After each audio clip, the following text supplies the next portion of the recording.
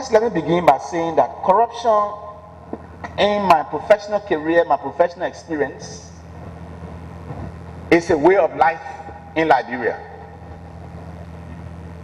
And I normally tell people, once in a while I have opportunity to go speak at workshops. When you say you want to take away a people's way of life, you must be prepared for the consequences. Corruption fights back.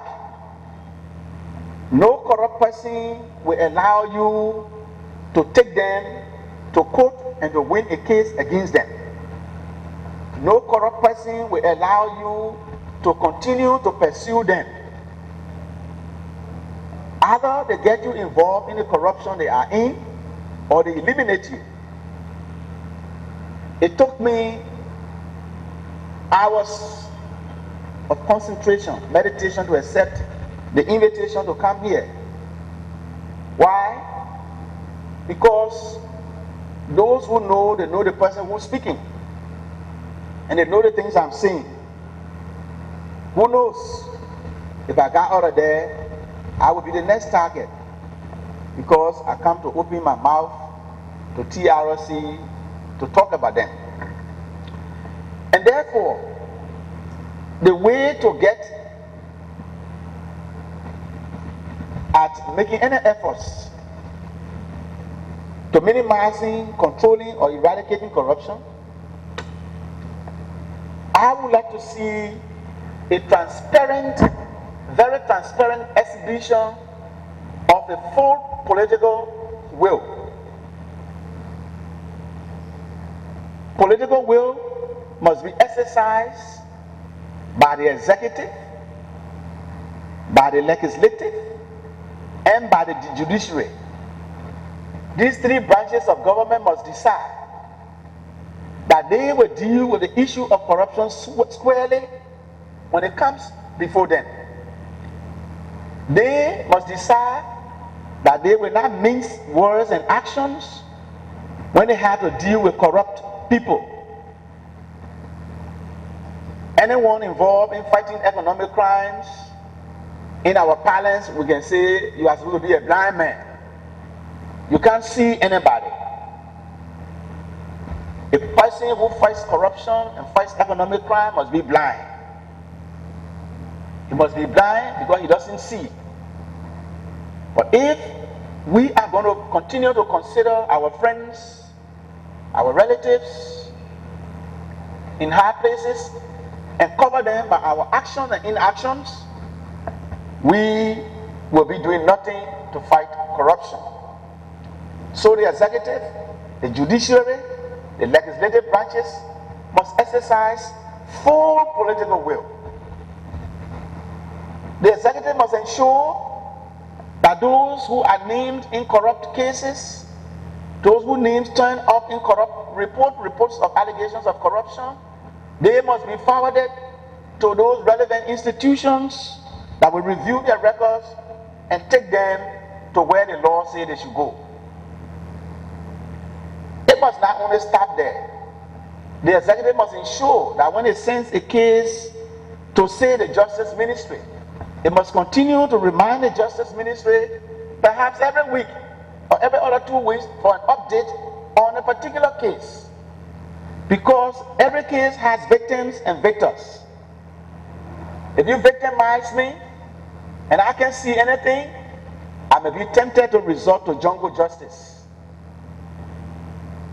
The legislative branch of government, they must enact laws that deal squarely with the issues of corruption. They have before them the Asset Seizure Act.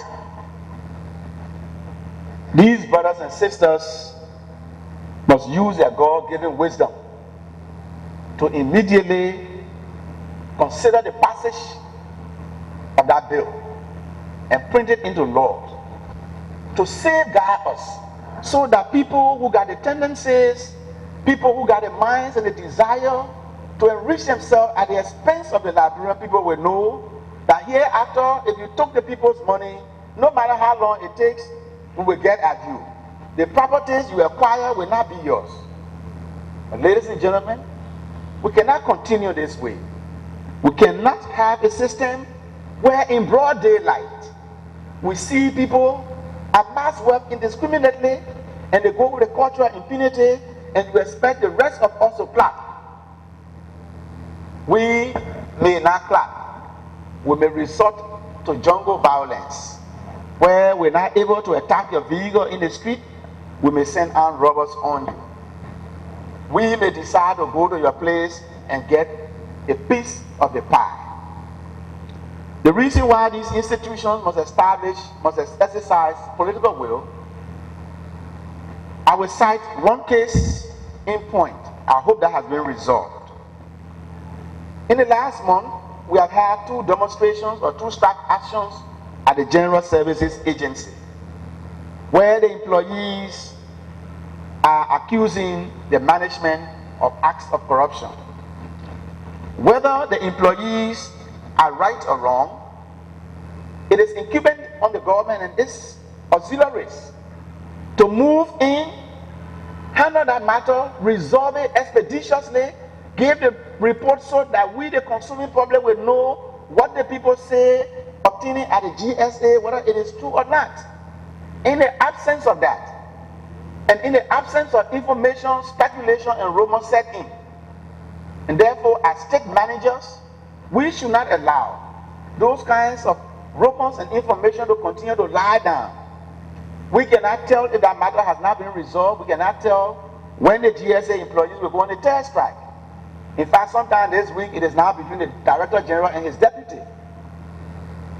And so, my second recommendation in that line is to call on the Anti-Corruption Commission.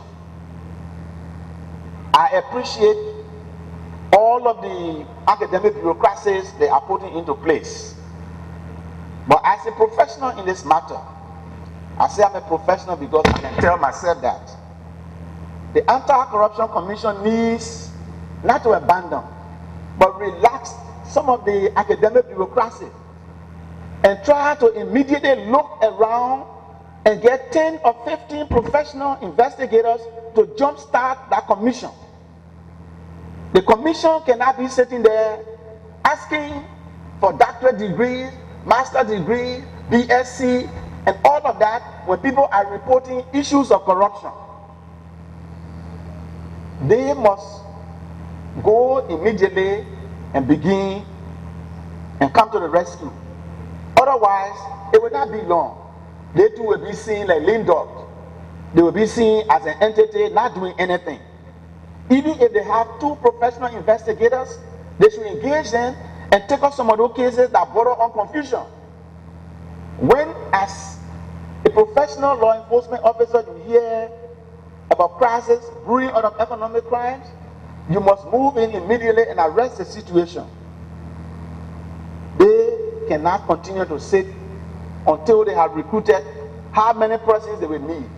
Let them fast track a group of investigators to help them jumpstart that commission so they can attend to these matters.